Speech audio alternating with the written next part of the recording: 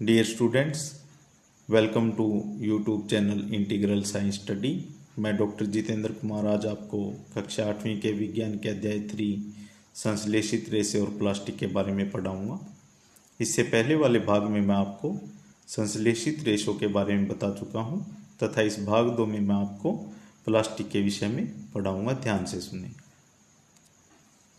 संश्लेषित रेशों की तरह ही प्लास्टिक भी एक बहुलक होता है तथा इस बहुलक में इकाइयों की व्यवस्था एक जैसी नहीं होती। या तो ये रेखीय हो सकती है या फिर तिर्यकबद्ध भी हो सकती है। तिर्यकबद्ध को हम क्रॉसबद्ध भी कहते हैं, जैसा कि हम इस चित्र में देख सकते हैं। प्लास्टिक को आसानी से कोई भी आकार दिया जा सकता है और इसका पुनर्चक्रण भी किया जा सकता है। इसलिए हम अपने दैनिक जीवन में प्लास्टिक से बनी हुई अनेक चीज़ों का इस्तेमाल करते हैं तथा देख सकते हैं। ये चीज़ें जैसे बाल्टी, कुर्सी, खिलौने, मग तथा अनेक प्रकार की वस्तुएं जो प्लास्टिक से बनी हुई होती हैं। प्लास्टिक दो प्रकार का होता है, एक थर्मोप्लास्टिक और दूसरा थर्मोसेटिंग प्लास्टिक। अब इनमें क्या अंतर है ये हम आपको अभी बताएंगे। थर्मोप्लास्टिक को हम आसानी से मोड़ सकते हैं, जबकि थर्मोसेटिंग प्लास्टिक को हम आसानी से मोड़ नहीं सकते। मोड़ने से ये टूट जाता है। थर्मोप्लास्टिक गर्म करने पर इसका आकार खराब हो जाता है, जबकि थर्मोसेटिंग प्लास्टिक पर तापमान का कोई फर्क नहीं पड़ता है। थर्मोप्लास्टिक को हम बार बार इस्तेमाल कर सकते हैं। थर्मोसेटिंग प्लास्टिक का इस्तेमाल बार बार नहीं किया जा सकता। थर्मोप्लास्टिक को गर्म करने पर विभिन्न आकृतियों में डाला जा सकता है, जबकि थर्मोसेटिंग प्लास्टिक को गर्म करने पर केवल एक बार आकृति में डाला जा सकता है। तत्पश्चात इसको किसी और आकृति में नहीं डाला जा सकता। थर्मोप्लास्टिक के उदाहरण हैं जैसे पॉलीथीन, पीवीसी आदि। थर्मोसेटिंग प्लास्टिक के उदाहरण हैं बेकलाइट और मेलामाइन।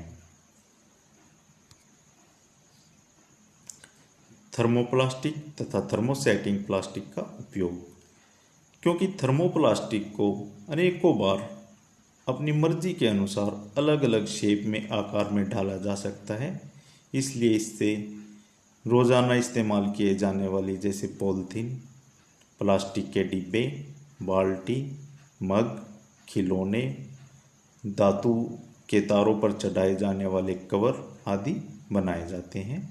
और थर्मोसेटिंग प्लास्टिक क्योंकि ऊष्मा और बिजली का कुचालक होता है, इसलिए इससे बिजली के स्विच बनाए जाते हैं, फर्श की टाइलें बनाई जाती हैं तथा आगरोधी वस्त्र भी बनाए जाते हैं। प्लास्टिक के अभिलाक्षणिक गुण। प्लास्टिक के अनेक ऐसे गुण हैं जिनके कारण प्लास्टिक हमारा मटेरियल ऑफ चॉइस बन चुका है। हम सोच भी नहीं सकते अगर प्लास्टिक नहीं होगा तो इसके स्थान पर हम क्या यूज करेंगे। इसके जो ये गुण हैं ये हम एक एक करके अभी आपको बताते हैं।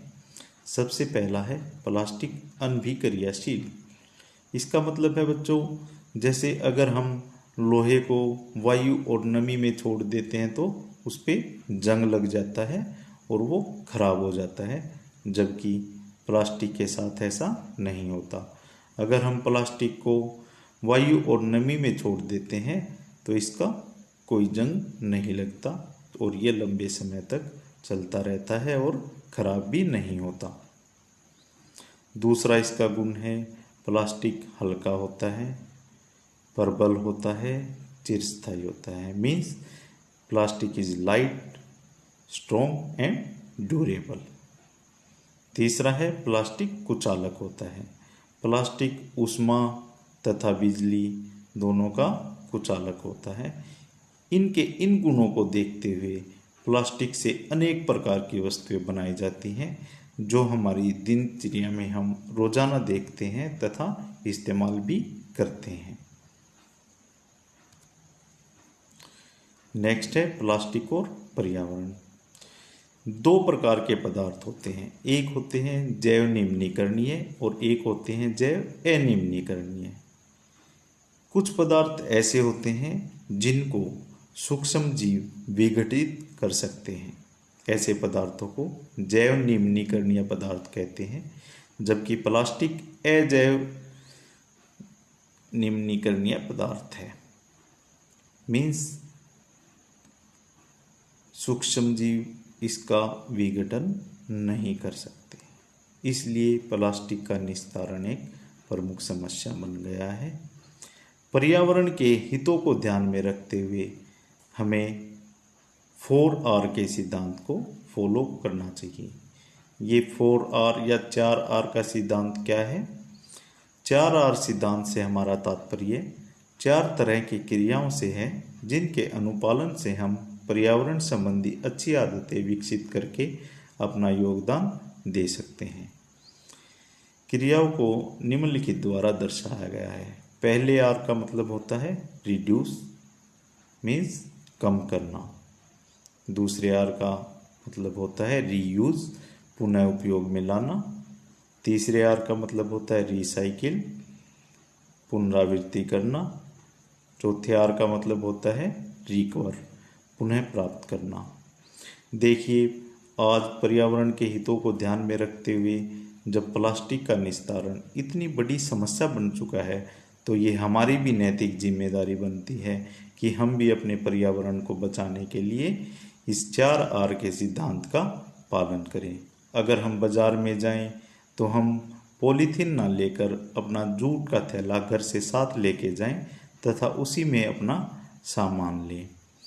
प्लास्टिक की थैलियों को इधर उधर ना फेंकें, क्योंकि प्लास्टिक की थैलियाँ इधर उधर फेंकने से गायें खा लेती हैं, उसको भी पेट में वो जहर का काम करती हैं।